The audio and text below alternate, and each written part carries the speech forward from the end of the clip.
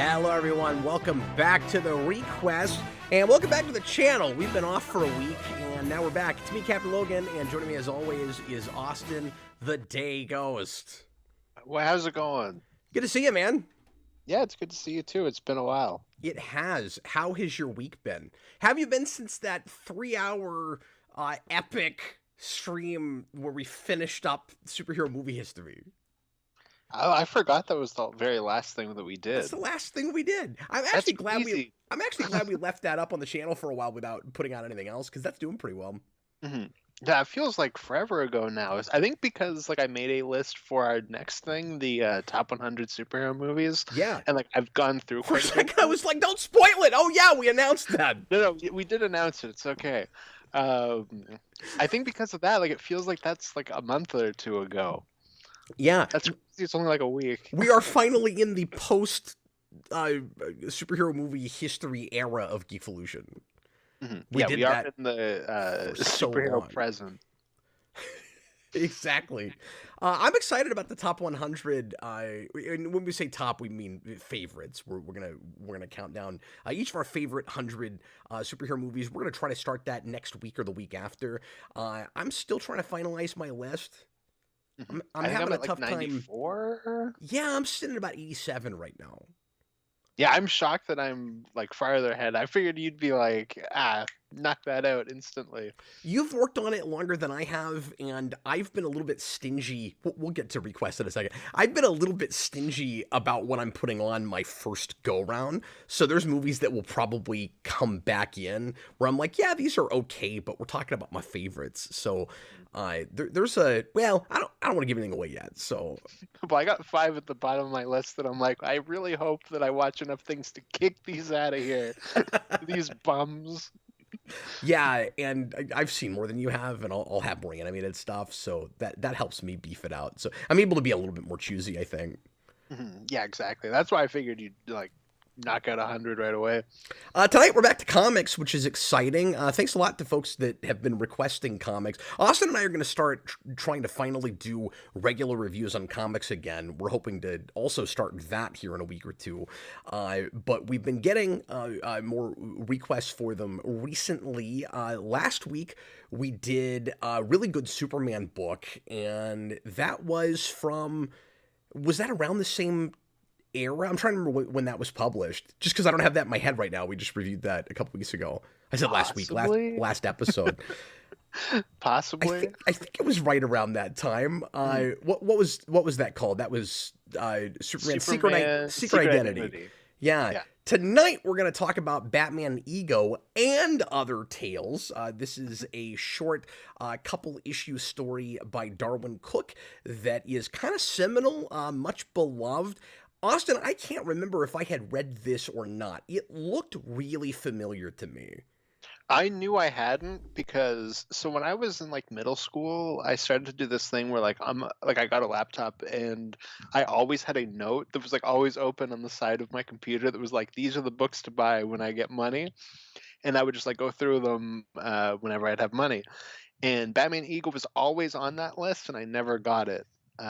So it was always one of these books that I was always kind of there that I was I really want to read that, and then I never got to it, and then I finally bought it when the Batman was coming out because Matt Reeves kept talking about it, and I was I should finally read this before I watch that movie, and then I didn't. I finally read it today, so. Let me mention real quick, this was officially requested by Elliot Slater on Patreon. Carl Maxey says, this is a great moment, nice gift for the day after my birthday. I think he said something about requesting this also, and so maybe they both had it. That is not the current request I have for him, so maybe what happened was I bumped it out and had him put something else in. I can't remember now. Okay. But, so there you go, Carl. Happy birthday. This is also for you, I guess. But anyway, what I thought you were going to say was you had this note off to the side on your computer for years that said read Batman Ego and nothing else. It wasn't a list. It was just that book. Exactly. Just whenever I would do schoolwork or whatever, just read Batman Ego. It's it would have taken you 15 minutes. Just read it. Like you said, you didn't have it. There's a ton of stuff in there. So like I said, this is originally published in 2000, and according to Darwyn Cooke's forward, this is the first Batman thing he does. And actually the first thing he does for comics, really, the first major published thing. So he goes to DC, big thing he's hoping to work on is Batman. That's his favorite thing, and he gets it. He gets to do Batman right away. And When he also worked on the animated series, like later on, I think, right, as like a storyboard artist. is that right?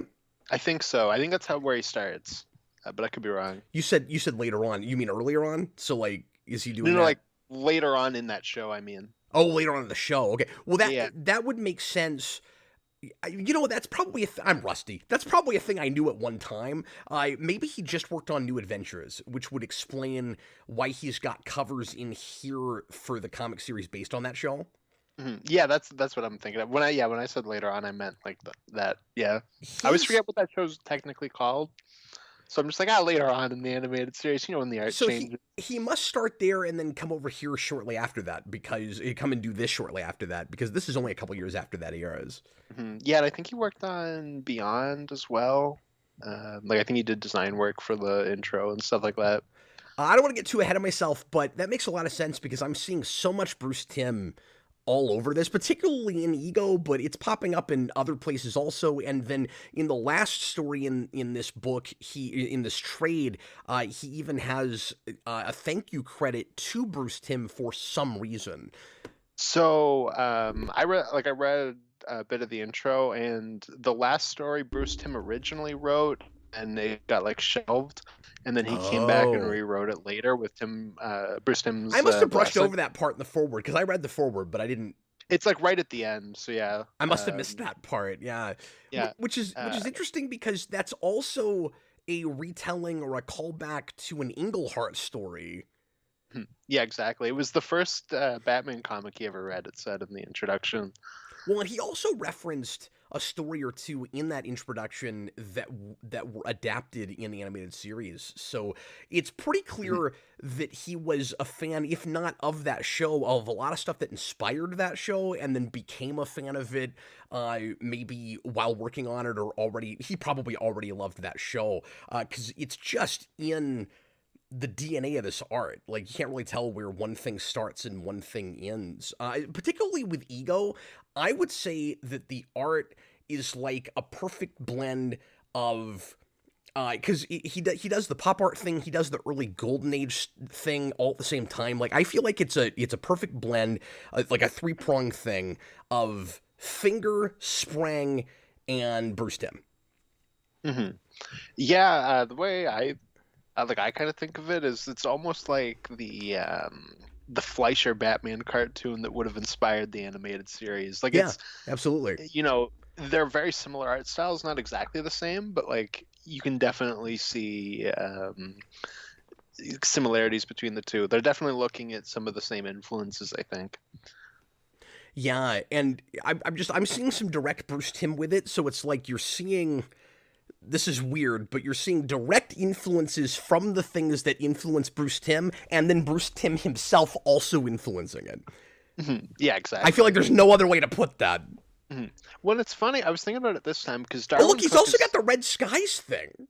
He does in a few things, yeah. Yeah. And he mentions Chucky Saul and Ego. Yeah, Chucky Saul is here, and we're immediately getting ahead of ourselves with details. But yeah, I noticed that, and actually I meant to look that up because I don't know if Chucky Saul is just a Phantasm thing or if that also came from a comic. I assume that was just Phantasm. But that's my assumption. It feels like he loves, at least for screen, like all the stuff I do. And I mean, it's 2000, so there's not a lot yet anyway. But like he does that, and then did you notice this? When he goes to the Joker origin, it's Axis chemicals instead of Ace chemicals. I didn't notice that. Shocked by that. Oh, okay, yeah, I missed that. Interesting. I don't know if but actually, at least by this point, by 2000, I don't know if anything else ever referenced Axis, because that's 89. 89 for some reason changes it from Ace to Axis, and I don't know if animated series does it, because I don't know if you even see anything about the chemical plant until New Adventures, if it's even there. I think it's there, but maybe it's not. Yeah, I don't remember ever seeing Ace Chemicals in that show. But like, I also kind of drop off around the new Batman Adventures era, so it could be there, and I just don't know. Robert brought up the Chucky Soul thing too. Yeah, we're right there with you, Robert. We also noticed that, and Yeah. folks in the comments are mentioning. By the way, welcome guys if you're watching live. Thanks for being here. Folks in the comments are just confirming that you were right about the Batman Beyond thing. That he worked on that also. Oh, okay, cool. That's what I thought, but I wasn't entirely sure. What no, is this- your before Oh, we really sorry. get into this? Oh, I'm sorry. What is your experience before this with Cooke? Because the only thing I had really read is New Frontier, and that was just in preparation at one point for I think like a commentary or a revisit on the New Frontier movie. Because I had reviewed that years ago, having not read the book, and I finally was like, I better read the book. I think it's really the only thing I've delved into. Obviously, he's done a lot of covers and things. That's funny. That's actually exactly what I was about to bring up. So my thing with Darwyn Cooke is I've seen a lot of just like random short things here and there. Like you have Batman Black and White shorts in this book, and I definitely read those because I read through all of that series years ago. And then he'll just pop into like different books. Like I think he does some of like Jonah Hex. Like I think he does like an issue of that. And then I read New Frontier a year or two ago. I think about a year ago now. And I thought that was great. I've never seen the movie, but the book's really good. And there was something else. Oh, the other big thing is I think last year in like November they put out a like a new like complete collection of his Parker work. And I really want to get that, but they only did it in physical. There's no digital version of that, at least last time I okay. checked. And then it's funny because that ended up being like part of the influence for this Catwoman story. Interesting. Mhm. Yeah, so you know a lot more about Cooke than I do. Just a little bit. I wouldn't say I'm like an expert or anything. Well, we should mention I'm no Connor. that. Yeah, I was gonna say that this is Connor's like favorite artist and maybe favorite comic. I don't want to put words in his mouth, but I think that's maybe his favorite comic creator in general. I didn't think of it until last minute. We should have invited him to this. Yeah, it's true. We should have. With Darwyn Cooke, he's one of those creators where I always think of him as being later, or being earlier than he actually was because of how kind of just like his art style. But this time reading it, I was so kind of locked into that Bruce Timm thing that you were talking about that I was like, okay, how did I never really think, okay, no, he has to be at this point exactly because of that influence.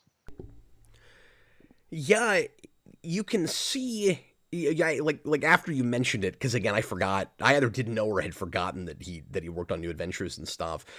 You can see all that animation influence in this. It looks a lot like when any of those guys would go over and do comic work.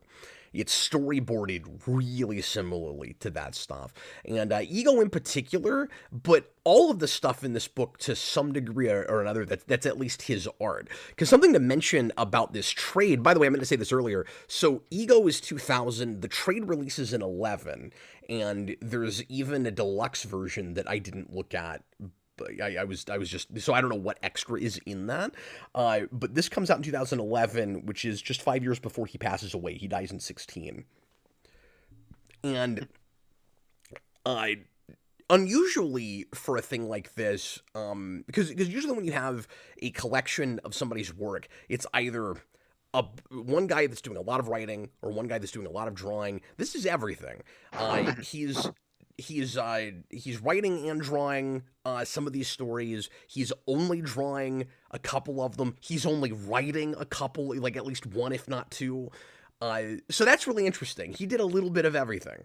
He would sometimes write and somebody else would draw, and he's such a great artist. It's really interesting that sometimes he would write for somebody else.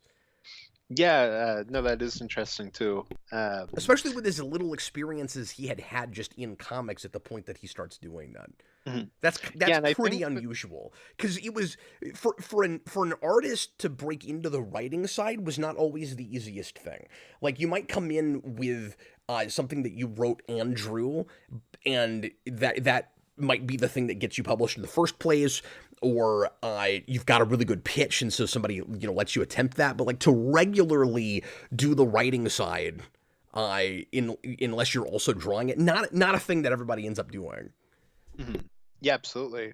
And with Ego specifically, like the only way you could ever like adapt that straight is as a 22-minute episode. Like it's so just in that format as well. That's absolutely right. You couldn't do it in the animated series because it's a little darker than you could go in that show. But Yeah, I do think this is a story that, because you think about some of the stuff that they adapted in that show that they have to, I don't want to say dumb down, but make less scary, less violent, just enough to get it on TV. There is a more kid friendly version of this story sure, that could the maybe be thing you just done. have to change is kind of the initial starting point. Yeah, when you think about some of the imagery, some of the kind of dark horror imagery that we would do in that show, particularly when we've got hallucinations or when Batman is, like a surreal way flashing back to his parents' murder, like we do in Ego here. This would have fit right in there. I'm thinking of that. I'm thinking of that like giant surreal shot of the gun barrel where they're not allowed to show it shoot, and somehow it's even kind of more creepy and weird because we don't see the bullet. Yeah, you could have done some version of this. I mean, that aspect, I'm mostly just thinking about how the story starts with the guy, the criminal that killed his family and then himself. Yeah, that's true. I'm not sure how exactly That's you like would the one change thing that. that's like a step too far you couldn't do in that show. That's a good point. Could you have a character that's about to like jump off a bridge and Batman catches him? Could you at least do that much of it? Yes, because we do that in the Hugo Strange episode. Although it's also mind control, so maybe like that's like a gimme. I think, yeah, that's fair. If you can do, I'm splitting hairs, but if you can do that part of it, I will say by Justice League, you could have done more of it. They get dark enough in that show. I think by 0405, if we'd had a Batman show on, you probably could have done, or you could have done this as an episode of Justice League and just made it a Batman episode because they did stuff like that.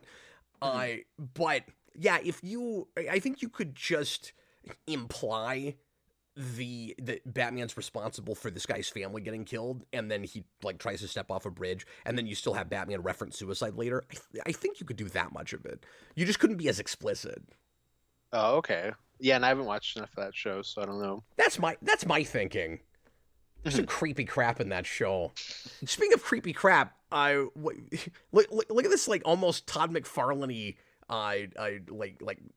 like evil scary Batman in the kind of super ego Batman that we have here. Yeah, I wasn't thinking Todd McFarlane. I was thinking he reminded me of like Clayface and the animated series. That's the other by Ron Perlman. That's the other thing I thought of. Speaking of Ron Perlman, there's a story later that somebody else draws with a big like fat Batman with the Dark Knight Returns Batman. Yeah, but he's like really exaggerated from that. Like he looks like he comes out of a chin, out of a newspaper strip or something, and it's like I said fat, just bulky. Like he looks like Ron Perlman as Batman. Robert Wild chin. It's like, let me just read the super chat super fast. Robert Wild put in a $2 super chat and says that it's Ace Chemicals and Sid the Squid. I didn't remember that. Yeah, I forgot that's one of my favorite episodes too. Is if I forgot that. Yeah, just here in the moment, I didn't remember if the chemical plant was named or not. Mm. Oh well, can't win them all. But anyway, so Austin, go ahead and break the story down for us. Just the ego part, and then we'll go story by story, and we'll spend a little bit more time on this one because it's what was requested. And like Austin said, this is inarguably the most influential thing and the most well remembered thing in this collection. And then after that, it's mostly a lot of little short pieces, and then a 4-issue Catwoman miniseries that's interesting, but I don't have a ton to say about. Yeah, for sure. So Ego is a story where Batman had just caught the Joker, and he's been stabbed, so he's also bleeding out.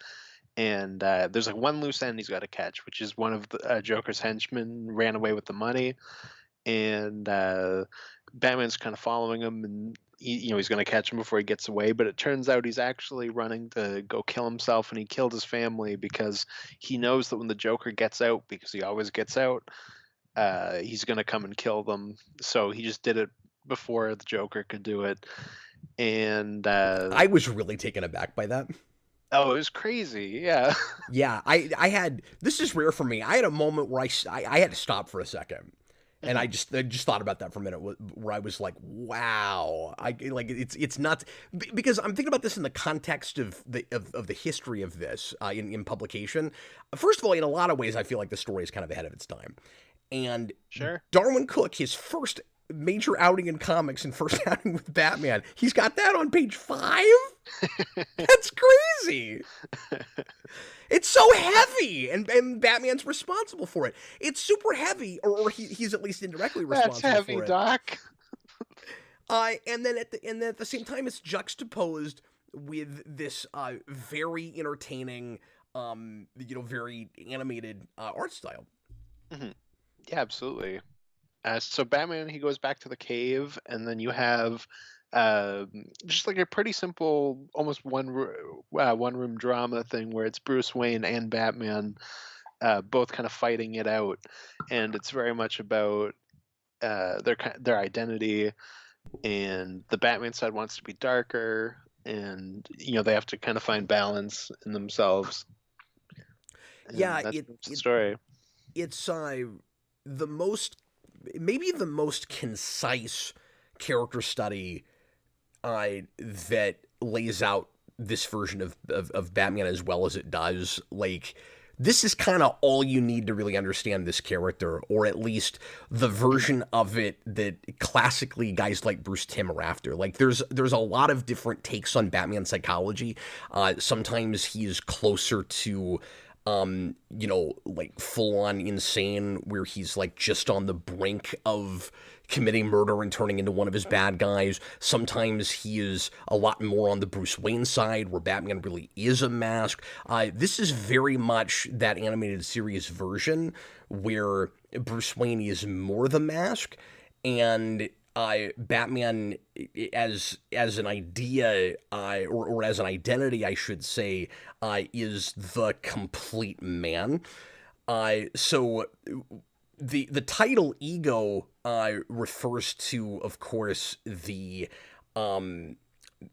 Freudian idea of the id, the ego, and the superego, and it's a great title because you don't really get to it until the story is complete, until the character study is complete. And so the whole thing is like the character arc is the character study, which is really cool. Yeah. It's really smart. Like, as you're reading it, it kind of reads like just a retelling of Origin in a lot of ways, where you've got the instinctual side, the fear side of Batman, explaining to what looks like the Bruce Wayne side of Batman. Because where Cooke starts with this is, what if we just did a story where Batman talks to Bruce Wayne? And what it turns into is the classically two sides of your personality that need the ego as the mediator.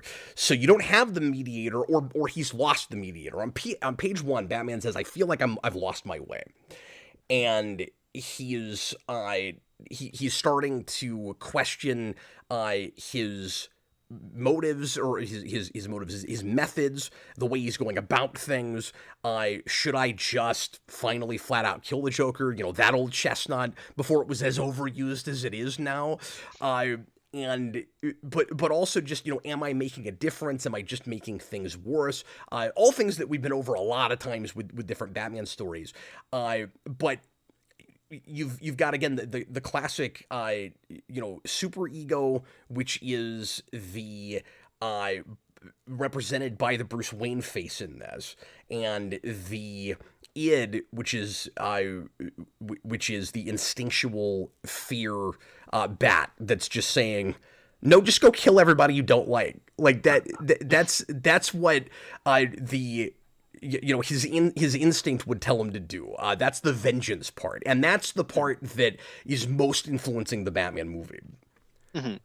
Yeah, it's like that. That kind of line you mentioned at the beginning, I think, like, really is directly into the Batman where he's like, I'm not having an impact on the city, or the impact I thought I was. It's almost the Yeah. exact same line. And then they're both movies that end with, okay, but Batman's also hope. Or both movies. This is a book, that's a movie. But you know what I mean. They're both pieces in which part of the ending is that Batman isn't just fear, Batman is hope. Yeah, and I love the way that he couches that in psychology, where hope is the thing that separates us from the animals, right? It's the mediator. It's that you have the instinctual side, the just completely emotionally driven side, and then you have the critical side, the conscience, and then you need the thing that holds those things together, and that's what gives you a possibility of hope. So I think it's really interesting. Like the word of the day with this is inspiration as opposed to adaptation, because when I read this, I expected some kind of story point that's in the Batman. And it's not an adaptation of this material in any way. It's about the attitude of it. It's about the way it tackles the Batman psychology. I think it's really interesting that this is almost like in a smaller way and more of a microcosm. It's almost like going back to Nightfall or something, right? Where it's a Batman that's unsure of himself and losing his way, and he's gotta remember why he was doing this in the first place again. And Well, even farther back, I'd say like it's got a lot of similarities to like Venom yeah, as well. But yeah, absolutely. it's interesting that you would take that notion and make it a starting place for Batman with the Batman, where you take that psychology and you have a version of Bruce Wayne that has to discover that in the first place. And this is one that had it at one time and has lost it, and has to basically have a conversation with the I don't even want to say his dark side, but the like pure version of what Batman would be if he just let himself go in order to find that again. And in the Batman movie, it's he is basically letting that side of his personality run completely rampant, and he's never found the ego in the first place. Yeah, absolutely. That's a very good point. Yeah, and this is one of those things that, especially in adaptation and live action, I feel like we've kind of lost that I really like, which is that Batman is melodramatic, and I think you should be allowed to go to some of these places where you have Great Bruce Wayne point. talking to a giant Batman. I think it's baked into the premise of Batman. It's why one of my favorite scenes in a Batman movie is the scene in Phantasm where Bruce Wayne is like arguing with his parents' grave about wanting to find a real life, and he's losing the argument. Like it's so powerful. Yeah, we sometimes lose the opera of Batman, Exactly. and that's baked in it, man. You don't want to lose the Phantom of the Opera aspect of it. Absolutely. And that's one of the things that I think this book really excels at. Yeah, and like you said, that's a thing that the animated series was really good at, and so I don't know. He's on the same wavelength with those guys. Mhm. Yeah, and this book also has like a built-in, because obviously like it's a conceit to get them together, but it also isn't out of nowhere. Like Batman is bleeding out, so like that is a built-in reason for why this can happen if you really need one. Yeah, and Uh, honestly, in this context, I don't even know that I had to have that. I guess I appreciate it. mhm. Very often, I do kind of want that. I don't know how well it would work in live action, unless it was a more surreal piece just in the first place, right? Like, here's the thing: if you didn't even have, and I appreciate the story context around it, particularly with the theme of suicide, because without that opening with the Joker henchman, I don't know that the story is as impactful, and I don't know how you get to that story point, that kind of reversal where the Bruce side is able to temper the Batman side without that moment where he goes, well, then why don't you just kill me? And he's like, well, that would be giving up. That would be suicide. You've got to have that moment at the beginning where the guy almost jumps off the bridge. Yeah, absolutely. But I also think that you could have made this less of a story and more of just and I'm not saying it would be better for that, but more of just a straight up character study where it opens with here's Bruce Wayne in like a black room or in a cave with Batman, and they just have a conversation. And if you did that, I would never question it. Yeah, for sure. Some of that is because I've seen that done really effectively in other places. I was reminded, forgive me, folks, I always do this. I always got to go back to Star Trek. But I am reminded of Leonard Nimoy's book from the 70s, I Am Not Spock, where a lot of that book is just Leonard Nimoy hashing it out in dialogue that he's writing with the character of Spock, trying to decide how much of that character is in his personality, and if they're separate entities, or if he's a part of Leonard Nimoy's psyche. This reads a little bit like that to me, and you could do, I think, just like Nimoy did, a whole book that's just Bruce Wayne and Batman hashing it out. And I would need no context for that. What's that? No, I just said that's really interesting. Yeah, I do like how this is done. Like, I like that you have like that moment that kind of shakes Batman into having this like breakaway from reality. Yeah, and I appreciate that they, just because I was thinking of it too, that they I can't say subtly, but early on, Cooke kind of brings up A Christmas Carol, and I was kind of snickering a little bit because I know Austin hates that. Now that you say that, I must have missed that. I must have missed the Christmas Carol reference. There's a point where Bruce is early on where Bruce is laughing at the Bat entity and says, "You must just be like a underdone potato or something," and that's a direct reference to Christmas Carol. See, I don't know that line from Christmas Carol, so I was like, "What? That's weird." I just kept reading. It's in a lot of the adaptations, but it's also but it's from the original prose. It's in the Dickens.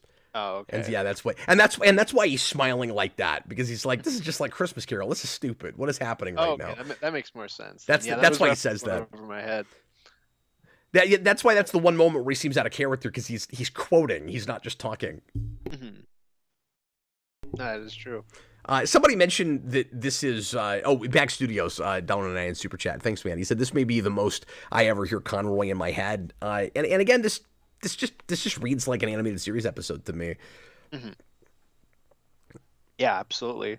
It would be cool now that we're just like thinking about it now, because they're doing that Reeves and Bruce Timm show now. It would be cool if we maybe adapted this for an episode. I feel like that would be an appropriate place to do it, not knowing exactly what that show is going to look like, but just from what we know about it, it seems like it could totally come up there. And that art style does not seem that far off from this. Yeah, exactly. And like, I think they've talked about it as being more adult, so like maybe we could do this without even having to kind of shy away from the darker edges. Yeah, no, you may be able to just do it. Or you could definitely just do it. Yeah. That'd be really interesting. How did you feel about the way the two sides of the personalities are finally come to an understanding at the end? Because like at first I wasn't sure I bought it, and then the more I thought about it, it seemed okay. But Darwyn Cooke in his opening is more critical of this story than anything else in this collection, and he says it was a fun idea. I think ultimately it was flawed, and I wonder if the ending is what he's talking about. I wonder what he thought was flawed about his own story. Because he doesn't get into it. A very quick wrap up, so that is possible. It very quickly goes from the Bat entity. So let me explain what my issue was for a second, and then why I think maybe it's okay. The Bat entity says, and by the way, back to Nightfall, I kept being reminded of the Bat entity that comes to Bane. And this was a lot more plausible than that. I have no idea why it's a bat. Before he even knows what Batman is, it's preposterous. But I wondered if Cooke wasn't also thinking about that a little bit, just the way he set this up, where you've got this like big scary bat thing taunting him the same way that the bat does with Bane. You could easily get that without that story, but I just wondered if he wasn't maybe thinking a little bit of Vengeance of Bane. It wasn't that long ago. It is possible. It's also kind of like you said, it's not like a huge stretch to get there from that original, like the bat flies through the window and it rests on the statue. Yeah, no, not at all. Mhm. But anyway, what was I talking about? You're talking about how you have issues with the ending, but it's maybe Oh, okay. yes, thank you. So, you get toward the end, and the bat continues to taunt him, and he goes, "Look, we need to just kill everything that we don't like. That's getting in our way, and like how you're not really making a difference if you don't do that. Like the twisted its argument is, and it's kind of funny to see instinct rationalize things. It says we are creating the Joker. This is an argument. I'm jumping around, but this is an argument that I don't think comes up before this all that much, and I see it more recently, but very often, and this is where I say this is maybe a little bit ahead of its time, because very often the argument with should Batman kill the Joker is, well, if you just let him out and he keeps killing people, is it at all on you that he's doing that? Wouldn't the right thing to do, the utilitarian thing to save as many people possible, would be to just go ahead and put him out of his misery? Maybe he's an exception, or should be, to that rule. This says that's not the grander issue. The grander issue is, did Batman create the Joker in the first place? And if he's at fault for the Joker existing, then it's directly his fault that that people are being killed by the Joker. And so that's the argument that the entity is making. And it's somewhat compelling, but it's also clearly flawed. When it visualizes it, very similar to. Have you ever read the Silver Surfer stuff that builds up to Infinity Gauntlet, Cap? Not much of it. Oh, okay. So there's one issue that's always stuck with me where Silver Surfer finds out that like his brain was meddled with, so he goes to Galactus and he's like, "Hey, yeah, you said I could go free, but like, did you mess with my brain?" And he goes, "Yes, I did it. So that I removed like your conscience." Like the part of you that would have felt bad about sacrificing all these people to me. And Silver Surfer's like, well, turn it off. And it's like this, I think, a full page of the Silver Surfer drowning in all the blood from the people he's killed. Wow. And this book does a very similar thing to that, where Bruce Wayne's like, we can't kill anybody, and the entity goes, oh, you want to talk about killing people? Here's all the people you killed, and it like rains skulls onto him. Yeah, and it's great, and he just gets buried in them. So that brings me to the point I want to make up at the ending. So the entity says, you should just let me take over. Like, I'm part of you. I should have the freedom to take care of things my way. And it doesn't seem like he's going to back down. That, like, if Bruce doesn't let him take over, he's going to just keep fighting him. And by the end, he relents. And this is what I initially had an issue with, where by the end, they're left in the same place they are at the beginning, but now he's okay with it. Where at the beginning, it's, I've got, the Dark Knight thing. I've got my one rule. Like, we'll do everything up to killing. Like, that's my code. And the bad entity's like, that's not good enough for me. And then by the end, the deal they make is, well, yes, Bat Entity, you can keep making criminals afraid and being Batman, but the one thing we won't do is kill. And that was what the whole argument was about in the first place. But the reason I think maybe it ultimately works okay is the Bat Entity gets backed into a corner when the suicide thing comes up.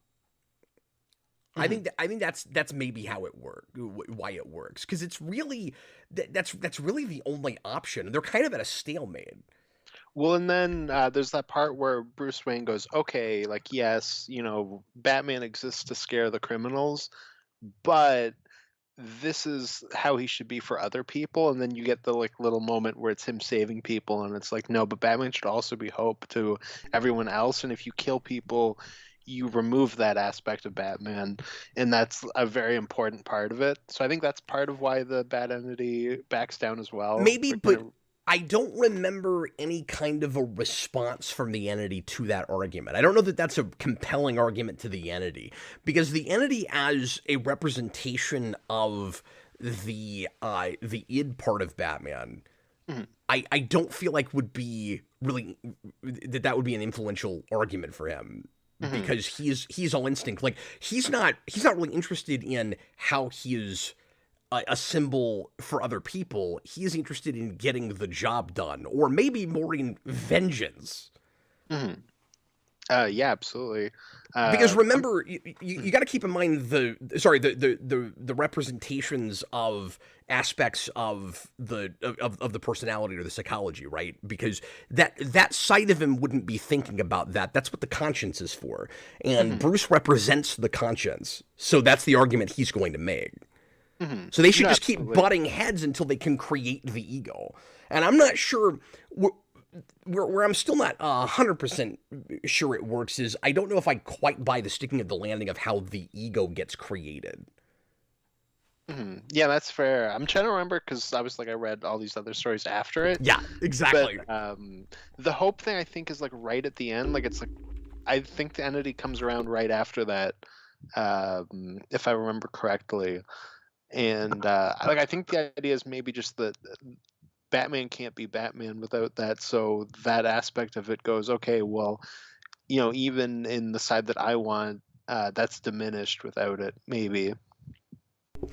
Yeah, that's true. I mean, he does make that the bad entity does make that argument on this page where he says, "I like where I guess the idea is he brings the Bruce side or the Bruce face anyway a little bit closer to him, where he says, "Look, you want a normal life. That's not possible for us." Mhm. And maybe that's supposed to be the compromise. Is Mhm. like, don't hope for that anymore. We have to be larger than life. So like, yeah, maybe we won't kill, but we're going to keep doing this the rest of our lives, even if we can't solve the problem. Yeah, absolutely. But yeah, it's a really good character study, and all the aspects of this are stuff that, of course, I've seen in other things, and that to some degree, and that we've talked about a lot in dissecting Batman. But I love how efficient it is about it. Oh yeah. Well, how long exactly is this thing? It's like 60 pages, roughly speaking. Yeah, Maybe 50. 70. It looks like. Oh, okay. Yeah, it's exactly 70. hmm Yeah, no, it gets a lot done in that little bit. When you also have that stuff with like Bruce and his dad, like where we're building out the origin as well. Yeah, I love. I said I've seen all this before. There's actually a couple of things where he's got an angle I either haven't thought of or I haven't thought of in a long time, where he says, maybe he's the bad entity suggests two reasons that Batman won't cross that line, won't go as far as to kill. And one of them is a thing that I don't remember thinking of before, which is your father was a doctor. Yeah, and I've never thought about That's that pretty as good. that's part of the reason why you're a healer is your dad was a doctor. Yeah, That's that's pretty great. that's pretty killer. And I love that we actually get scenes between them.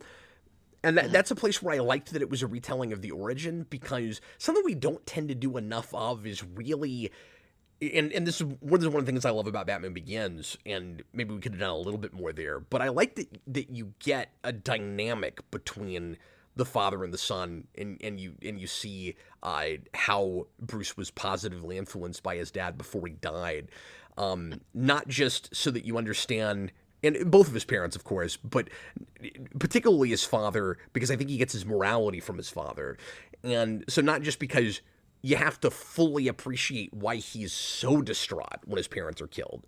And I don't like the argument, but anybody would be. Yeah, I still need to see it though. I and like Yeah, at least in a character study, I need to see that. Like, I'm not saying that every single time it's brought up, we've got to have scenes between them, but I just mean, like, generally speaking, if you're going to tell that story about anybody, like, somebody's parents died, and the story is they're so distraught that they go off and they train for 10 years to be a superhero. Give me a couple of scenes between them. Yeah, I think you make that work without that, but sure. Yeah, just in general, Mhm. I want to know what the dynamic was like between them. And so when he says, "Yeah, we're partly like this because your father was a doctor," I'm like, that's right there. I don't know why I didn't think about that before. And then of course he says the other thing is that you're afraid that you'll swing the other way and go evil if you do that. But the other thing is, you watched your parents die in front of you, so you don't want to recreate that imagery. Oh, okay, I guess it's more that, yeah. Mhm. Yeah, because I think that's where you get that like gray shot where it's like him as like kid, like the close up of him, and you can see the gun going off. Yeah, we were looking at that a minute ago. Mm. Let me read these other super chats real quick before we move Yes. on. Dan Schneider, $5 super chat. Darwyn Cooke hates deconstructing superheroes and thinks they should be for kids. It's funny, I hear that. It seems like sometimes more from the creators that do it than the ones that don't. Have you noticed that? Where it's like, I hate deconstructions of superheroes, and then the really famous ones come from those people. But I also feel like you can argue that this is a deconstruction and then a reconstruction into just building up the thesis of the character. So like I could maybe see why he would go, okay, but this is different. It is, but I'll finish the super chat. He says, so him writing this story is really interesting. He's super old school. Yeah, I agree with that. What's interesting, though, is, and I meant to mention this earlier, when you read this whole trade, it's cool because it's a collection of several little stories that he did in this world, but it does kind of feel of a piece, too. There's a lot of, like, thematic and character threads that and just kind of motifs and ideas that keep popping up with several of these things, and he is really interested in that old school psychology stuff. And I think there's probably a whole paper to be written comparing and contrasting the way Darwyn Cooke sees Batman and the way he sees Catwoman. Sure, yeah. There was a part of me reading the Catwoman story that wanted to see this for her, that wanted, like, the cat comes to her. And what does the cat say? Like, I kind of wanted that. Yeah, absolutely. And like, would the cat represent the id the same way that the bat does for Batman, or would it be flipped? Reading her story where she has a line too and the same line but for different reasons, where like Batman, and this is classic, but Batman is working to rid the city of crime. It can never, it's a goal that can never be achieved, but he's going to try anyway, even if it makes him crazy, which is kind of what this story is about. And then Catwoman also has kind of a line, but and doesn't want to kill, but she needs the city to be the way it is, to be the person that she is, and that's the big difference between them, and one of the reasons that maybe they're not at all destined to be together.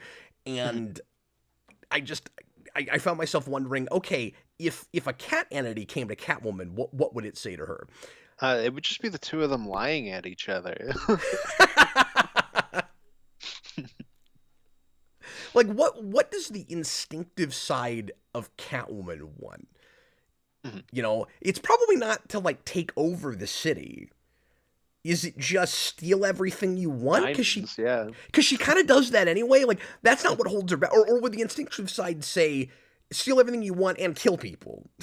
Like, is it the same argument, but they just get there for different reasons?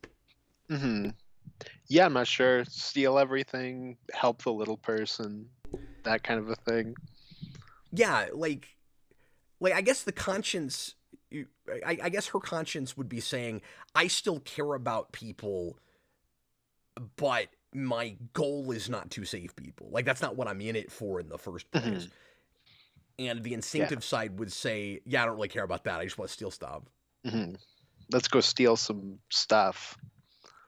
But I saw some interesting similarities between the characters, even with just the two issues that we get here versus the four later. Although these are oversized, so Yeah, no, and it makes me want to reread New Frontier with that in mind, because that balances like 8,000 characters. well, did it make you interested in his Catwoman run? Because I've never read more than an issue or two of that. Yeah, I would definitely look at that after reading this. Chewbacca's Lover, $2 super chat. Closest thing we had to PG-13 TAS back in 2000. Yeah, we kind of made that point. Yeah, to a degree, yeah. Matthew Bass, $5 super chat. Isn't it really forced and contrived that Gordon or the police in general don't kill the villains? That's never made sense to me. Honestly, they're just bad shots. Like, they try sometimes. Yeah, it's just one of those like gimme things where it's like it is silly when you think about it, but as long as occasionally they get a shot off, I'm cool with it. When you get places where Gordon raises a gun at an armed villain, and this probably happens, and hesitates, I'm like, well, that's not what police do. Like, you shoot to kill. Gordon will often have the no-kill Batman thing just because we can't kill the villains. Well, some of it's because we can't kill the villains, and some of it is, I think, a concerted effort to keep Gordon sympathetic. And so that relationship works. Like, we need them to be on the same page about that. But that's not what police do, though. Mm-hmm. No, he needs to do the Batman thing and be like, "No, man, no guns is your thing." Yeah, what would the entity in Gordon's head be that comes to him? It'd be a giant gun. The id versus the super. Like, that's what I was gonna say. Why are you shooting everyone? Yeah, the gun would come to him and be like, "Why do you even bother carrying me? You never shoot me, and when you do, you miss." Mm-hmm. And then the Gordon would just be the Batman and Robin Gordon, like the human side of it. And like they have to combine to make someone that's kind of incompetent but not fully. Chewbacca's Lover, $5 super chat. My dad said if Joker existed in real life, they would either have changed the law or made an exception for him. I don't agree with that. I think I don't know if I would either. Because it's not like we haven't had massive serial killers in real life before. Like, certainly nobody that's killed as many people as the Joker, but that's because he's existed for like 80 years. If the Joker or someone like him existed in real life, we wouldn't keep putting him in an asylum. He would go in actual prison, and it would be it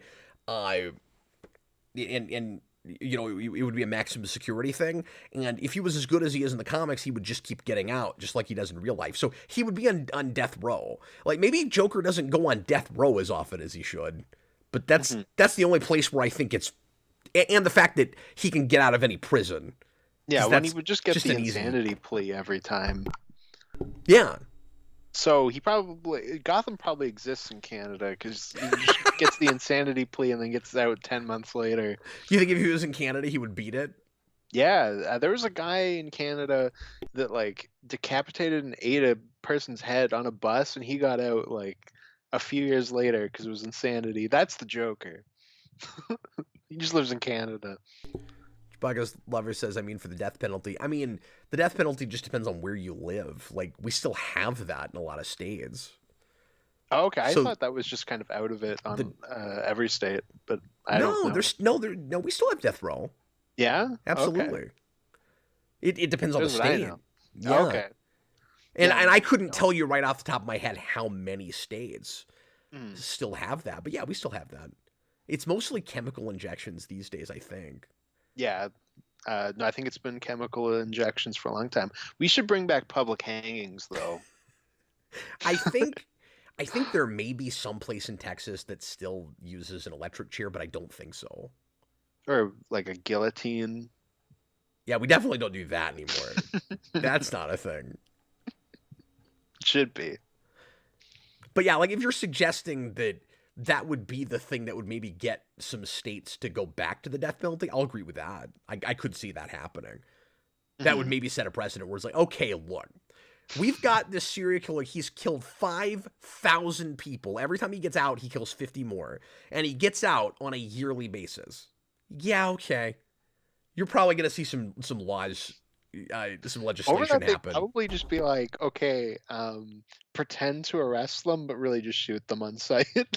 It would probably be that before it's like changing laws for the death penalty, I would think. Robert says he's kind of getting us back on track. He said there are a million things that don't make sense about the Batman world when you think about it realistically. It's just one of those things you have to roll with. And the reason I wanted to read that comment is because that goes back to your really good point from earlier, Austin, that we want some melodrama to still be allowed in Batman. Yeah, we want the opera side of it. It doesn't, it really shouldn't be perfectly realistic. And as I always say, it's all about the internal logic of the world. So, and remember, it's comic books. And that's not to excuse stuff that doesn't make sense. That's to excuse intentional, conscious lack of realism. Like, allow that, whatever the internal logic is. I mean, if you can buy that the Joker gets out of prison on like a weekly basis, that's how heightened to buy that the cops don't shoot him. You know, that's how heightened your world is. Okay, so it looks as if we actually really didn't need to beef this out by reading the other stories that beef this out, because we're already at an hour, but we'll cover these just real briefly because some of these are really short stories that we're not going to have a whole lot to say about. The first one, After Ego, unless you have anything else you want to make sure I mention real quick about that story. No, we can move on. I think we covered it pretty well. Yeah. In my defense, we've also been reading a lot of comments tonight, and thanks for the interaction, guys. People seem excited we're talking about this. So thanks to Elliot Slater and also Carl Maxey, who just put in a super chat, $5 super chat. It's funny. This is the first time Bruce realizes he's really lost his mind, especially after the Two-Face comparison. That's not my read on it. I don't think this is, and I saw somebody else mention that earlier. Somebody said, maybe it was Carl, maybe it was somebody else before we started. Like, I wonder what Cap's thought is on Insane Batman. This is Bruce questioning his own sanity. I don't think Darwyn Cooke's read on it is Batman is crazy. I think it's a meditation on human psychology and the dichotomy in that everyone has. That if you buy into, again, the Freudian way of looking at it, we all need that mediator in our minds, that thing to balance. However you want to look at it, because you can say light side, dark side. I think it's more complicated than that. The Freudian idea, again, is the instinctual side versus the conscience, basically. And it's an exaggerated version of that because Batman is a larger-than-life classic DC character. He's a more, even though he's a man, he's a very exaggerated, heightened version of the rest of us. He can do things we can't do. He's more driven than any of us could ever possibly be, and he's more passionate about keeping other children from going through what he did than anybody has ever been on the planet. And so I don't think, just my personal opinion, I don't think Darwyn Cooke is saying Batman is crazy. I think he's questioning his own sanity, and by the end of this, he figures out a way to put those two parts back together again. It's a mental healing thing. That's the character arc. Yeah, I agree 100% with everything you just said. I don't think he's crazy in this book. I think the idea that he's crazy in this comes from just taking it too literally and going, okay, well, he's talking to himself, therefore crazy. But like, I'm sorry, give me a second. Yeah.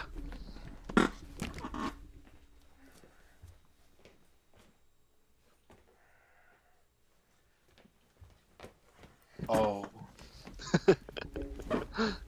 Apologies. I just got a massive cramp in my leg.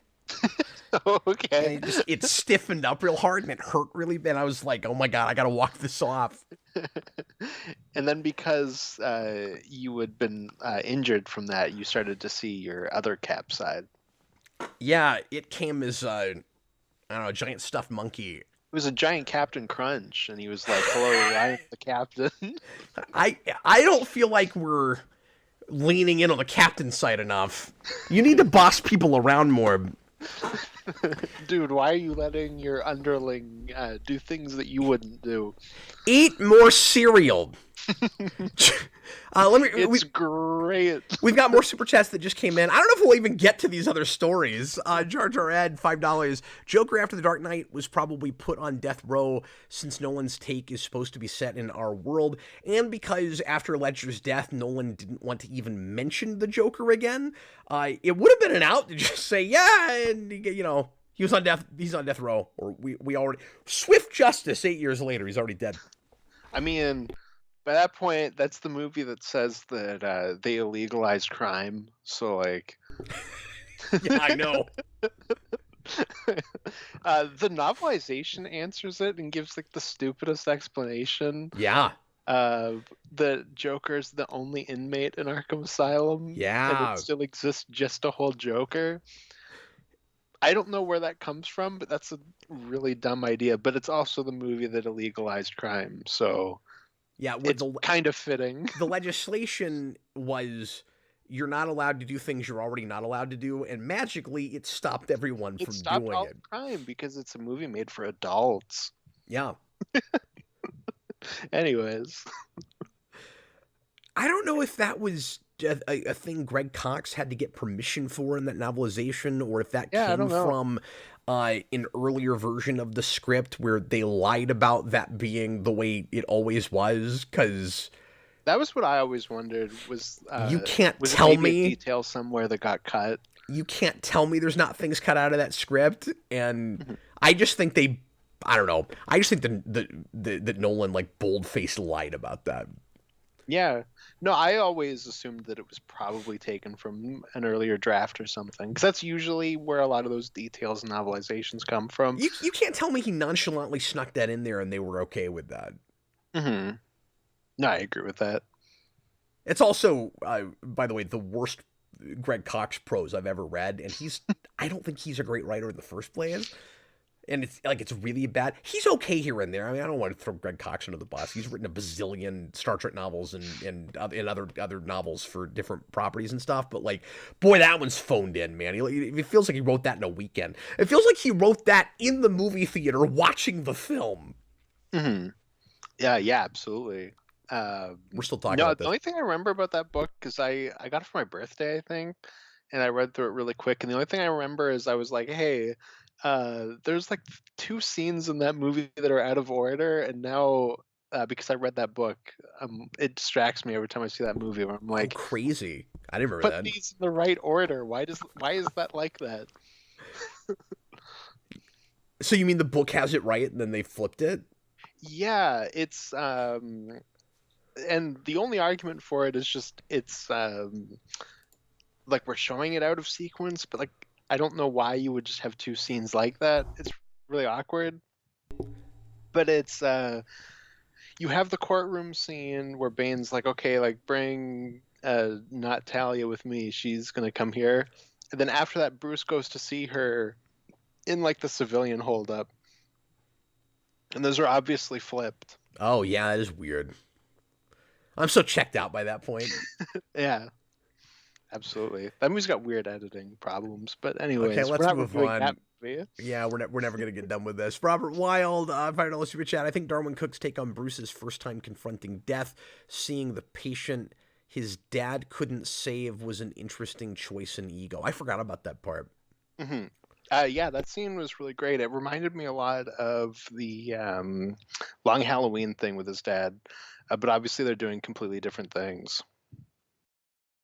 Yeah, do you think when he has the bad entity say, I've always been there, but I didn't have a form or a name until our parents were murdered, do you think that's Cooke saying that Bruce was already somehow like a like different from the rest of us, or a more exceptional character, or is he saying that we all have that to some degree? Like, is the death of that character early on where he has that reaction, is that Cooke saying like Bruce is reacting to this differently than other children would? Mm-hmm. Yeah, I think so. I think it's very much Batman's a product of everything as opposed to just that specific moment. Yeah, but like, is his response on you? I guess what I'm saying is like nature versus nurture. Like, is there something just inherent in Bruce Wayne where he's gonna have a more passionate or heightened response to death than your average person would? Yeah, I'm wondering if he's seeding that in some way, trying to, again, we're talking about kind of being realistic about it, but is he saying that we need a reason that he is as extreme as he is when his parents are killed?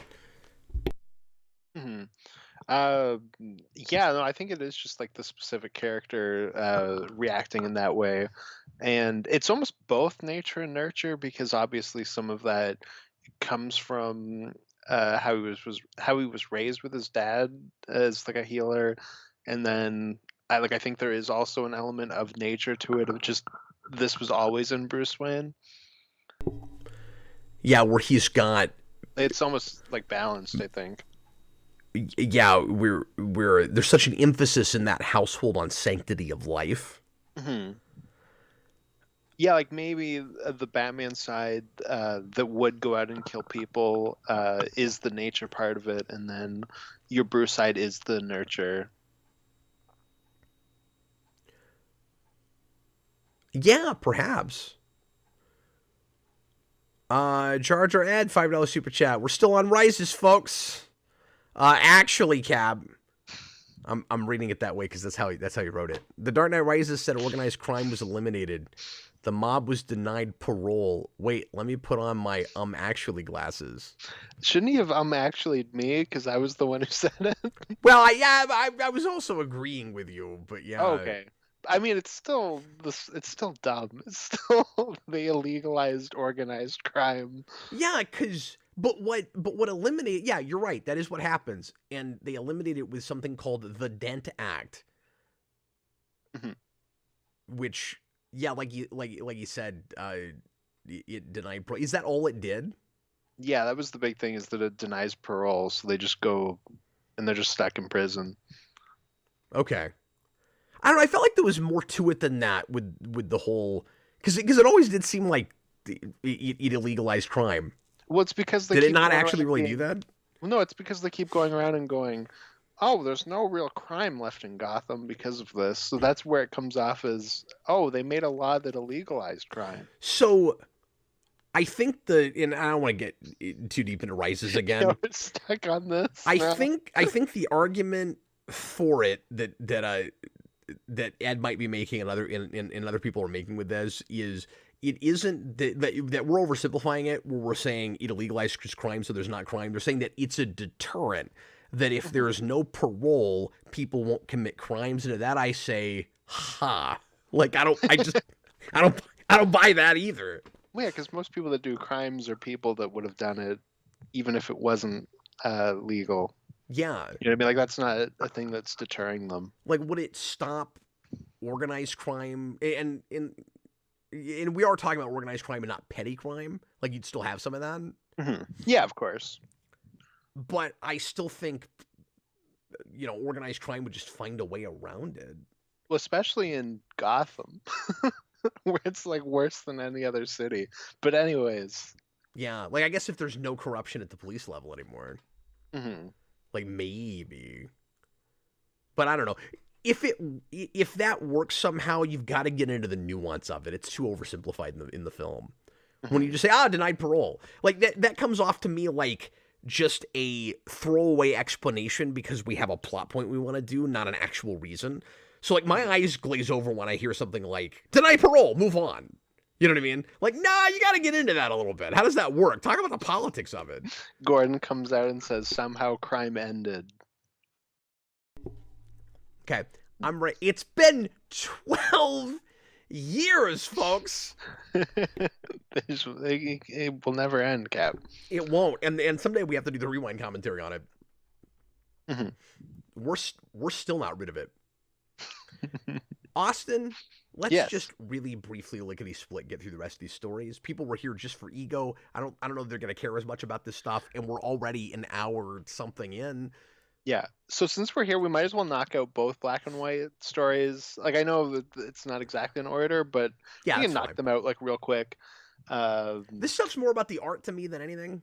Yeah, and I think that was a big part of black and white, from what I remember, is just little Batman shorts that's like a lot of artist showcasing. Like I think Mike Mignola did some stuff in that, and it was just like a big like let's just get like big artists that we have to work on this, and that's pretty much what it is with that. Your first one is Batman fighting a poison lady, and Yeah, then that your makes him second one is Dark hallucinate. Knight Returns Batman with a statue. It's a little weird that we're back into a hallucination thing immediately after ego. That is true. That is true. Now, it's important to note that this one was not written by Cooke. This one's written by a writer called Paul Grist. One point I want to make about the art with this is Cooke has simultaneously, and maybe this comes from his TV background, simultaneously, he has a very distinct style where you can always tell it's him, and he's also very versatile, and he's not always drawing the same way, right? And sometimes he's intentionally inconsistent even in the same piece. So here, you've got a lot more depth than you're seeing in the more kind of almost like cartoon animated like cell shading stuff that we saw in Ego. But sometimes it's flatter, and sometimes there's more depth to it, and sometimes No, even this on the is same like a page. movie version. Yeah. Like this is your Mask of the Phantasm to Ego's animated series, if you will. Kind of, but the point I want to make is in some panels he's more and he does this in his Catwoman book too. Sometimes he's more simplistic and more sketchy, and then you'll have these money shots where he gets where there's a lot of depth and he puts in a great deal more detail. Yeah, sure, yeah, absolutely. And I think it's really effective. Yeah, it's interesting. I think this one is much more of like an artist showcase, and then the second one I think is genuinely just a good short idea, and I'm not as crazy about the art in that one. I agree. Because that one is about they build a statue of Batman, and then you have the kind of division of how people fall on Batman goes onto the statue, and I thought that was a neat idea. I liked it as a pitch that I wanted to see elaborated on. Sure. That doesn't work as well as a 4 or 5 page story, because once you introduce Hugo Strange, I'm like, okay, this is actually a really good idea for a Strange story, because it's Hugo Strange going. Batman has what is it? What is it called? Not the monolith. See, you're making us talk about it before I can bring the art up. It's the monument. So there's this big statue of Batman, and Hugo Strange says, if I can, and it's a preposterous idea, right? Speaking of melodrama, this is very cartoony. He goes, if I can turn everybody against the statue and take out Batman, then everyone will want a statue built of me. But I love that for Hugo Strange because he's obsessed with taking down Batman, but he loves the psychology of Batman and wants to kind of embody him. He's almost got this like weird, nearly like cannibalistic thing with Batman, where it's like I want to eat Batman and then put his skin on, you know, like that. That's the Hugo Strange thing. So the idea that we do that with a statue is interesting. I think there's a whole story there. I think you could do 20, 30 pages with that. Yeah, absolutely. That's another one you could do like an episode of whatever new show of Batman. That's true. And then that for 20 minutes you'd have to really elaborate on instead of finding a way to condense it. Exactly. Yeah, and somebody, it was Dan Schneider, I Yeah. think, earlier said that Ego was considered when they started to do the direct-to-DVD animated movies. Thank God they didn't do that. Yeah, I mean, do you just mean because the track record's not the best? Like, I think No, because I you think could that do would it have the as a killing. vignette. Yes, Like I would put it in with two other things. If you could do it in 20 minutes and then have 2 other 20-minute shorts, you're golden. I don't know what those do that. other things should be, but yeah, you're gonna hang on. Let me guess. You're gonna say Gotham by Gaslight. No, Killing Joke. Oh, okay. they're both short stories that like don't work when you. Oh, well, in Killing Joke, it's not that they bumped that story up, because that is ultimately a vignette thing. But like either way, you have to fill out that runtime. Yeah, you're right. I think Gaslight's a better. That's why I thought you were gonna say that. I mean, that's a better example because When I haven't read that book, so I don't what have a they dog would in that fight. what they would do with Ego, yeah, but it's the same thing as what I imagine you'd do with Ego, which is, well, this is really just 20, 25 minutes of material, so we've got to beef the story out. And so what Gaslight does is it just puts every major Batman villain in the piece that weren't there in the book, and then have extra subplots and stuff. It just really pads it out. And then we change the ending for no good reason, just for kind of shock factor. I say no good reason. It's kind of nice when you've read a book that's a mystery to come in and you don't know the answer, but when the answer sucks. Sure, yeah. James Egan, $2.99 super chat. Thanks, man. Cooke wrote Superman Kryptonite with Tim Sale. I don't think I've ever read that. Nor have I, but I love Tim Sale. I guess since we're just kind of throwing it out, those two guys together is cool, and if they did a larger work, I would really like to see that. One of the stories later on here is a Batman and Catwoman. It's basically a cat and mouse game, and it's drawn by Tim Sale, and I think the artwork's great, but it's like 3 pages, so it's not like a. And we'll show it to everyone when we get there. Yeah, but that's basically all I have to say with that short story. So I figured since he mentioned Tim Sale, I'll throw that out there. Me too. Yeah, it's just a cute Batman Catwoman thing where they're on exactly. It's very light. They're on a date, and that's also a vignette thing. That actually reminds me, or a thing that could be in a vignette piece. That reminds me a lot of some of the stuff that we would do in New Batman Adventures, and maybe he even worked on those episodes. Do you remember? Was it Harley and Ivy where there's just like a cute little Christmas short, and then we do a longer episode? Or maybe it's like a couple of those in one episode, but it felt like that because there were 1 or 2 episodes like that in New. I'm just rusty, but there's a couple things like that in New Adventures where we do kind of just a fun running around town thing where there's not any dialogue, or there's not very much dialogue, and so it reminded me a lot of that. Are you thinking of the like Batgirl one where she's like in the mall and then I think Clayface shows up? I think that one's set at Christmas. Because that was the one. That was the one that I was saying to you before the show. I'm pretty sure they adapted into black and white. Okay. The other thing I was thinking of, maybe I'm mixing stuff and this wasn't Christmas. I was thinking of a thing that I think was Poison Ivy and Harley Quinn, like in stores trying on dresses and stuff.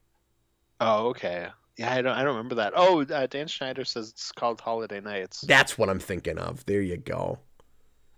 I know stuff. Jar Jar Ed, $5 super chat. Imagine if they took a Sin City approach and adapted 2 other short stories in the same movie as The Killing Joke. That's what they should have done. That would work. Absolutely. Now, I'm sure what they were thinking was people have wanted to see that story adapted forever, and a lot of people don't care about these direct-to-video animated movies. Will people go see that if... I say go see that because they did a limited release in the theater even. Would people, as just a Fathom Events thing, so like it doesn't really count, but it did go to the theater. Would people watch this, or would they just get up and leave after the Killing Joke part? I don't know, if you made it the right stories. Mm-hmm. Yeah, well, and even with that movie, the Killing Joke section is even really bad, even though it's mostly the book. But like not well executed. It's just not well executed, and the voices are wrong. Yes, I mean that's a lot of it. Is it just doesn't read like that book, and I don't think it has this. We're just reviewing everything Batman except for this book. This is what happens when we haven't been on the channel for a week. You know, we come back and we relish in streaming. Yeah. When we're you get more than what you paid for, folks. May cap, so I'm sorry, what was that? So we're a few days out of or before Bat May, so we haven't even told anybody about Bat May yet. I'm hoping that works out, but we're planning on doing some Batman stuff for May. We usually do Bat March, but that didn't work out this year, so we decided we would do Bat May because that's another month that starts with an M. And it works better than Bat March. And I feel stupid for being the one to think of Bat March because Batman makes way more sense. It It's one does. letter It's off. one letter different. Yeah. No, real quick, I was just going to say it kind of has, in a way, the same problem that the animated adaptation of Year One had, which is you have to actually adapt it. You can't play it totally straight. And Killing Joke didn't take enough license, I don't think. And it's a problem for different reasons, but with Killing Joke, it's some of that dialogue doesn't read with Alan Moore doesn't read stilted on the page, but it does if you try to say it out loud. Yeah, it's possible. That's part of the problem with that. It read dated in a way it doesn't when you read it on the page. Now maybe if you hire the right actors, you could get the right line deliveries. They didn't have it with those guys, and I know Conroy and Hamill are beloved, and I love them too, but that doesn't mean that they're the right choice for every version of those characters. One with Hamill specifically, like he was also doing something different where he was like, I'm going to adapt to this material, and his Joker voice for that isn't as good, where it's almost raspier. Well, and I appreciate the attempt at changing it. So do I. His instinct was right. I just don't think he was, with respect, I don't think he was right for it. But then when he does it with just his regular Joker voice, when you get to Arkham Knight, I think they adapt some of the Killing Joke stuff in that. It's a lot better. Yeah, you can't do the song though. Don't give that a melody. Anyway, he's got some covers in this collection, which was nice that those were included. I think at the time this was basically all of his Batman work, besides his Catwoman monthly. Yeah, I would think so. I think, or at least the majority of it. Well, He talks about it like that. In this trade, there's also like covers that he did that like the books aren't in them. That's what I was just talking about. Oh, sorry, I missed that. I just said that. Comments. I said, look, I was reading comments. He also did put some covers in this book. I think it's the majority, if not all, of his work on Batman. I think this was the majority, if not everything that he did on Batman, and missed the beginning of that because I was reading. God, man, pay attention. There's the red sky again. So yeah, he did these Batman Adventures covers. And then we get into Selina's big score. And again, this is 4 issues. I don't want to spend a ton of time on this. I have a few points. The big thing I'm going to say about this right out the gate, Austin, is, and again, art is quite a bit different from what we've been looking at, even though stylistically, you can tell it's Cooke. One thing that's important to note is he looks very different depending on who's coloring him. Yeah, absolutely. And so you had a very polished, more animated series looking thing at the beginning, and with Ego, and appropriately, this is sketchier and drawn more like a noir sort of book, circa 30s or 40s. I feel like he's taking a lot of visual inspiration from something like The Spirit with this stuff, and I had a weird experience with this. I think because I cracked open a Batman book and I didn't feel like reading 4 issues of Catwoman. I don't know if you had that, but I got to this and I was like, I don't actually feel like reading a heist thing right now. Like, this is not what I'm in the mood for. I kind of wish I'd read the rest of it and then come back to this. Because I was just, like, I knew it was coming, but I was still sort of blindsided by it just because it kind of messed up the rhythm of, and now I'm complaining about the way the trade was put together. I think maybe this should have been the tail end of the trade, or just traded on its own, and not put in this. It feels like this is here just to beef it out. I don't know that this belongs here, except there are some interesting, like I said, psychological comparisons to make between his Batman and Catwoman. Long and short of it is, I was actually bored through a lot of this and then loved the ending. So when I got to the end of this, I really appreciated what it was about, but I didn't have a great time reading it. So when I got to this, I was like, okay, like I don't love Catwoman, especially a lot of modern day interpretations of Catwoman, and we did that Catwoman book on ReQuest not that long ago, like a few months ago, maybe a year ago, and I was kind of thinking about that when I was going into it, and I was like, okay, I didn't really like that. I don't even remember that. Yeah, we actually brought Connor on that one because that was another artist that he really liked. more reason he probably should have been here. I've But done anyway, I've done so many things since then I'm forgetting, because the last thing the thing that's in my head is that movie we reviewed. oh, true. Uh, yeah, so I was like, I don't know. Hunted. I don't really care going into this, and then it completely won me over, and I really like this book quite a bit. I feel like this is a And little bit more your thing than mine. Like all the well, and details of how they try to pull off the train heist and all that, it's interesting. I was just I don't know. I felt like it was kind of dull until I I got. just really liked the purple prose of it. I also really like formatting with this. I really like that each issue is from somebody else's perspective, where you're mostly with that person. I Yeah, thought that was a really cool and it's idea. cool because they all have distinct voices and worldviews, but the point is that their code and philosophy as crooks and criminals is actually exactly the same.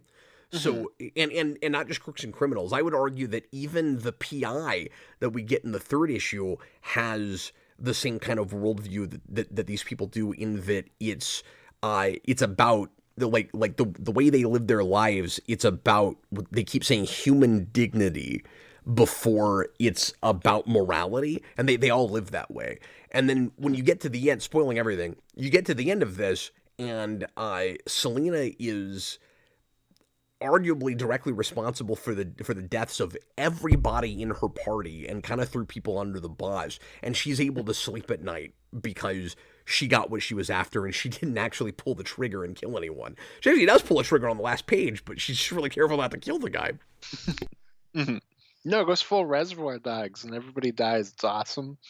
Um, yeah, I thought this book was just really fun, and I really liked that he was leaning into that noir stuff. This was where I was seeing a lot of that Parker stuff. Not that I read that, but because, like I said, I can't get it digitally. But just looking into it, and his influences with that, it's just very much that kind of Sin City, Frank Millery narration, and again, purple prose. Yeah, it's a little wordier than in Sin City. Yeah, well, I thought it was cool that it gets wordier depending on who the focus That's is, true. because the detective guy is really wordy. That's a really great point. Dan asks, "Is this story connected to the run he did with Ed Brubaker?" Yes, it is. Okay. Because they establish, and he talks about this in his prologue, which is why, or his foreword, which is why I know this. But apparently, she fakes her death in that, and so this is like directly after that. Okay, so this is almost like a capstone to that run, Or it happens right in the or like a middle mid. of it, but I Yeah. think the run is done by the time he does this question mark. I don't actually know that. Mhm. Yeah, I'm not sure, but I definitely like to read that if it's more stuff like this. Not like Brubaker. And Brubaker's the head writer of that new show, so we could maybe see some stuff like this kind of So bleed into it. this is a stylistic choice because you aptly mentioned purple prose, and we're talking about the Sin City kind of neo noirish nature of this. Mhm. But there's a part of me that wants everything with an ensemble cast, or a lot of characters I'm supposed to keep track of, just have a panel in the middle of a page It's after a just their character is name, introduced that has their names, because I remembered characters' names in this. It's really nice. like the A Team. Yeah, That's true. It is that's like really the cool. A Team. Yeah, like I don't have a ton to say on in terms of like analyzing it. It was just a very fun little heist story, and then everything goes by the end. Yeah, I also thought it was interesting, the kind of subtle in the background love triangle that you've got with Stark and Catwoman and Batman, who's not a character in this. Mhm. I but But his presence is kind of felt throughout. it really is. And Batman's the reason, at least is Stark feels like that they can't be together, but the real reason is the kind of no honor among thieves dynamic. And I don't know, like that guy was surprisingly sympathetic given what Selena does to him twice, Mhm. Yeah, no kidding. because she keeps kind of stabbing him in the back, in the middle of heist. And I also like Cooke is really good with this in not holding her hand too much. I like that there are places where I don't have all the information, and I trust that I'll get it, and it just comes when it's relevant. So he makes us wait for quite a while before we really know what the dynamic is with their relationship, and why they're on the outs, and he doesn't get along with her, and then we don't really get it until we get it from his perspective, and that just makes me like him more. So I thought that was really great. There are places I'll say in this book where I either don't know for a while we're in a flashback, or we're in a flashback for so long I forget it's not the story, and when we get back to present day, I'm like, oh, that's right, we're not in the present. Oh, interesting. I think I had that one of the first times it happened, and then after that I was fine. Although, now that you say it, just like That's a pet Sin peeve- City page. Look at that. Yeah. That might as well be Marv. Like, look at that. Now that you bring up the pet peeve thing, I think it's the third. No, it's the last issue. This is just like a personal, like, again, pet peeve thing. But I hate when comics go across both pages, and I just hate double page spreads because you lose like parts of the issue, and like I always have to readjust to that. And it does it a lot for the first like 6 pages. The last issue, I thought that was kind of annoying, but it eventually stopped. When you say you have to adjust, so you're not even complaining reading it in digital. You're saying even in print you don't like it when it does that. No, digital I think fixes it because you don't have the divide. It's only because I read this in the actual copy. But it's mostly. But what's your complaint about adjusting? I guess I'm not quite understanding that. Oh, with that, it's because like, so if I have like a page, like, this is a cool page, by the way. Let me find a good example I here. like his Catwoman mask a lot, and I appreciate bringing back the whiskers. Yes, that page looks great. It's for a second I was going to say it's whiskers with no tail. It does have a tail. Mm-hmm. For a second I couldn't tell. Okay, it was part of the background. So I don't know why you can see this, but on a page like this, it takes me a second because I always start to read it down like normal, and then have to stop and go, oh no, I have to go like this. So I've complained about this 100,000 times, but given that we haven't been talking comics a lot lately, it might sound like a brand new point to some people. The worst with that, so the page you just showed, there's at least a big onomatopoeia word that goes across the top. So if you're noticing the boom, you'll keep following it. And yeah, sure. Whenever you do, I'm not arguing with you when I say that, Austin. You're right about that. If you're gonna do a double page spread like that, you've got to have some kind of through like that makes it really clear that I need to keep going across the page. You know who's the worst at it? Bendis, and he's not even an artist. And I'll never understand that. It doesn't matter who the hell is. Doesn't matter who the hell is drawing for Bendis. I'm always going down when I should go to the right, and I'm like, God, freaking, I don't know where I'm supposed to go. You need to go back to the 70s and give me arrows. But you're right in that there is like more in this book that tells you to do that, but it also has things where a panel will start on one page and end on the other. So I just have like a line through it where like it's kind of harder to see the full panel. Yeah, I've been reading primarily. That's just a pet peeve. It's digital for so long, I haven't had to worry about it as much. Mm-hmm. But I don't like it when I'm reading it in physical. Mm-hmm. That's for sure. Okay, what else do we want to mention about this book? About Catwoman? Yeah. You clearly enjoyed it more than I did, but like I said, I thought the ending was spectacular. I thought it was. No, the ending's great. It was all about that ending.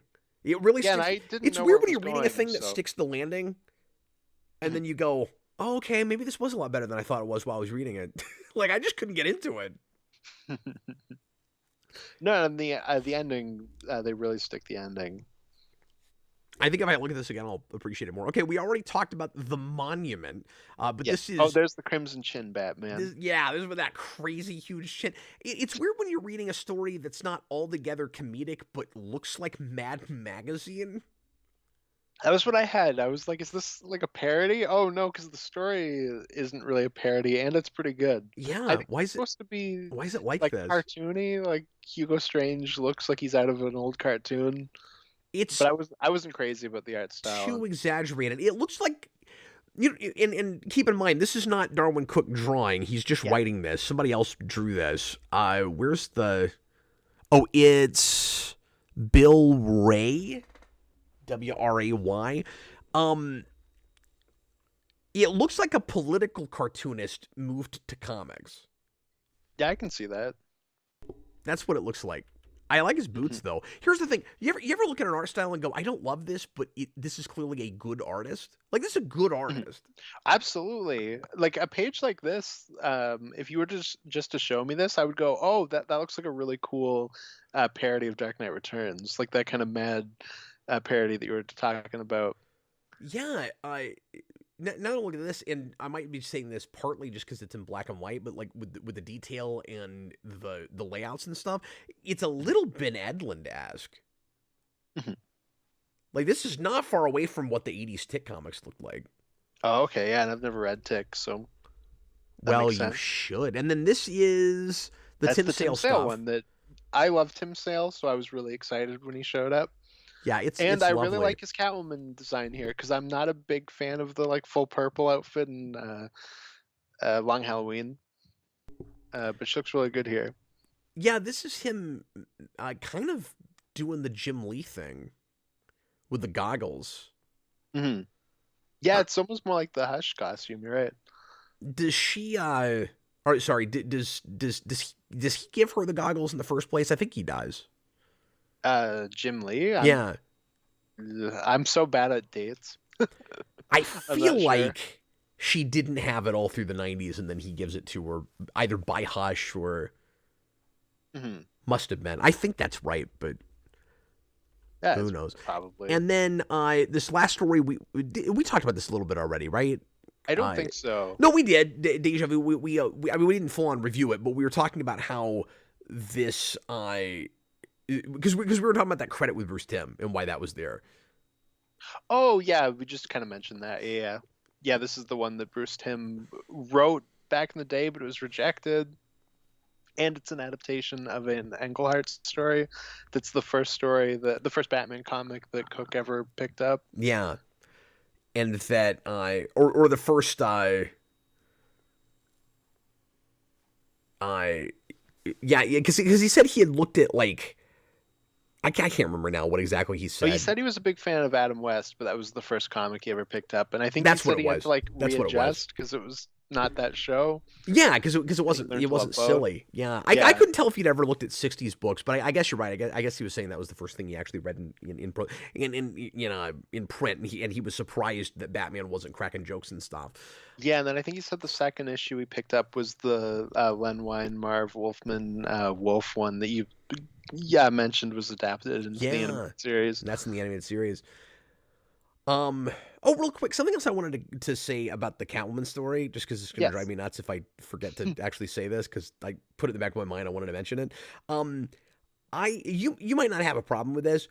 The whole time I'm reading that story again, because it's kind of Sin City-esque, like you said. My head is very much in the 30s or 40s, and it's very out of time, and it's real, for lack of a better term, kind of old fashioned looking. It's Mhm. odd when modern pop culture references come up in that context. And there's only two or three of them, but a couple pages in, somebody mentions Comedy Central, and I'm like, I can't have that with this art Oh style. yeah. I'm having a tough time with that. Yeah, that's fair. I can't remember what else. There were two or three other things like that where I was like, I think the writing is too contemporary for the art. Hmm. And it didn't No, look that's read like a absolutely cool fair. anachronism because it wasn't happening often enough. Hmm. You could make it a thing, but it wasn't a thing. I don't like things that aren't a thing. So the story with this is very simple. It's real short. It's Batman comes onto a scene too late where some kid's parents have died like his did, and then he goes and gets vengeance on the people that did it. And the people that did it are characters that we've seen die already, which is pretty great. Mm. We've got Jeff. I remember them because he gave us panel their names. We had Jeff and we had Stark Mhm. from the Catwoman story, and now Batman comes in before they die and beats them to a bloody pulp, and it's kind of wonderful. I Yeah. love the coloring in this a lot.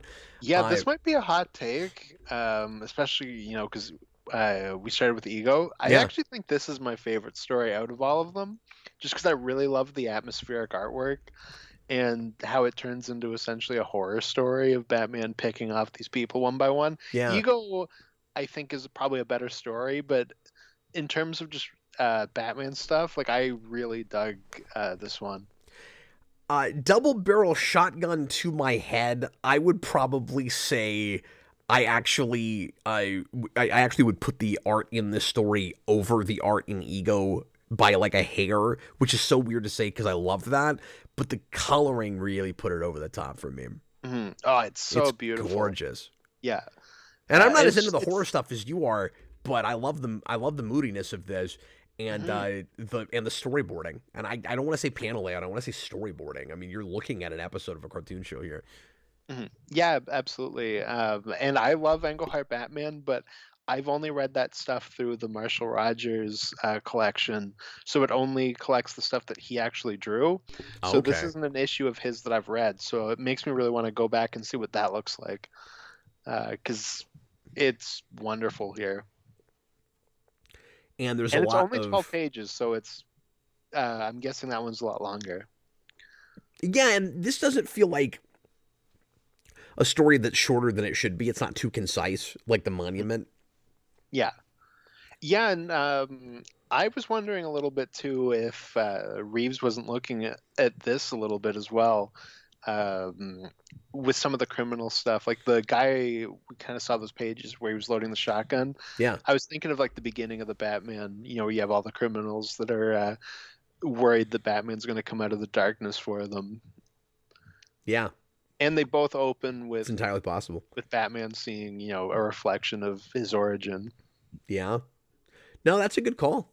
It's possible, because if Matt Reeves was really inspired by Ego, he probably read it in that trade. Mm-hmm. Yeah, exactly. That's what I was thinking. It's less likely that he had it in singles. Mm-hmm. Yeah, definitely. Yeah, just, I don't know, the image of Batman putting a shotgun to his head is super cool. And he doesn't say anything. Like, he just stares him down. No, it's great. It's wonderful. He barely talks, but when he does, it's pretty great. I forget what he said. There's a thing he says when he first pops in. I think he says something in here. Yeah, I can't remember. It's not coming to me if he does. Oh, no, maybe he doesn't. Maybe what I'm remembering is just the dangling of the keys. That's pretty great. I'll go as far as to say, actually, I kind of hope this gets adapted in that show, because that new animated show, because the art style also seems to be right for this kind of thing too. Dude, if this is just the opening, like 5 minutes of the new show, or it's their intro. Oh, I wasn't thinking about that. I was just thinking, like, if the first episode, like, no, I know. I'm just saying, minutes, or like, yeah. What if it's their intro? Because they can also do that. Every time you watch that show, you see Batman put a double-barrel shotgun to his forehead. And it's always an 8-minute long intro. It'd be fantastic. But yeah, so that's Ego and other stories. And other tales, sir. Oh, sorry. I keep saying it wrong. Yeah, because it's tales as in, like a cat tail. I thought every story after it would be a Catwoman thing. I wasn't even so I was a little surprised that we did end on a Batman story. Yeah, and I spelled it wrong for a second when I was putting the stream together, and then I went and looked at it. I was like, oh yeah, it's spelled with an I, and I wasn't even thinking why that was. Yeah, it was my assumption coming into it, and I mean, it's a lot of Catwoman stuff after, but even then. Yeah, maybe that's how they were trying to get away with putting the Catwoman mini in this to pad it. Yeah, that's what I think. And then we put her on the back. Oh, good call, Chewbacca's lover. That was something I thought about when reading it and forgot when we were talking about it. It also has like the red highlights that the Batman has. That's another thing that I think probably went into it. Somebody else really likes red skies. Yep. Okay, well, any final thoughts? It was a lot of fun talking about this. Yeah, it was. No, everything in here was really good. There was There was nothing like even the things that I thought were weaker, like we talked about with that Monument one. I still liked the story. It was just the art was weaker. Like it was just kind of that. There was nothing in this that I thought was bad. It was all pretty good to wonderful. Yeah, I always eat up that Batman psychology thing. The like is he actually doing any good? Did the city create him or did he create the city? Like all of that is condensed into 70 pages. And Yeah. it's pretty wild how concise it is.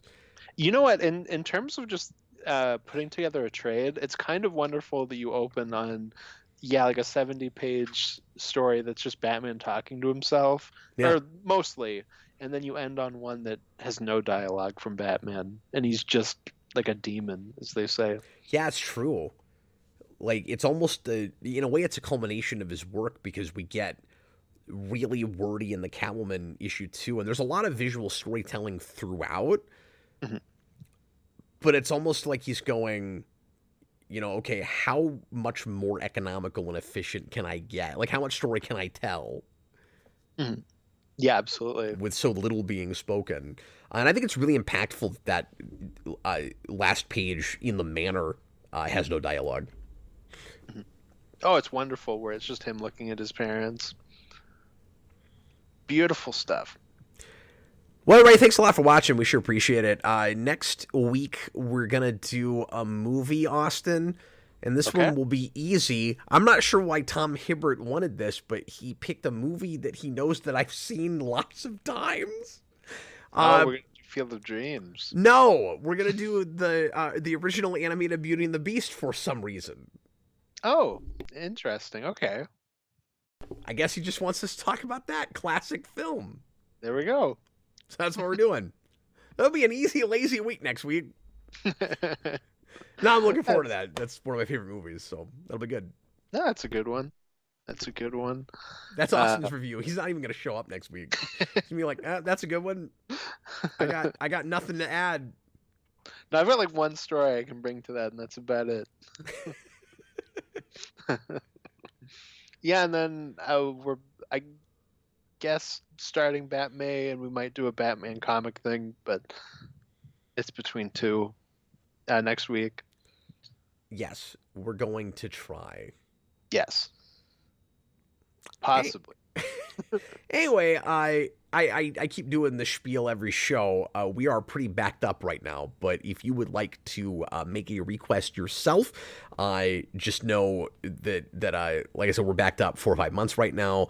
Patreon.com/Geekvolution, $15 tier lets you request a movie or a pilot for a TV show or comics. Try to keep it between 4 or 6 issues if at all possible. We've made exceptions like this. Although we weren't even asked to do all of this, we just did that. You're welcome. But it's so short too. Yeah, it reads pretty quick. Yeah. But anyway, that's the $15 tier. The $30 tier gets you a commentary, and you can also request at the $30 tier a rewind commentary instead, and you'll get that fulfilled quicker. We've got some takers on that now. Really appreciate you guys who are doing that. Super cool. Friday this week, we're going to be doing a requested superhero rewind commentary on a Jumper from 2008, which I've never seen. I'm going to watch that tomorrow for the review. With Hayden Christensen. Yeah. I'm nervous. I'm nervous about it too. We'll see what that's like. I feel like I'm like going up a roller coaster, and I'm like, okay. Whew. I hope I don't slide all the way back down. Exactly. Yeah, my concern is that we're going to get into that and we're going to struggle to fill the time. Mm-hmm.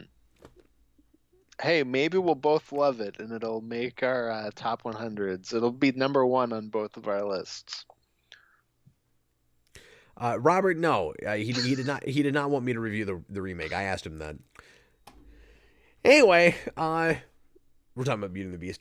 Anyway, thanks again, folks. We'll see you again next week. I was Captain Logan. This was Austin the Day Ghost. See ya, folks.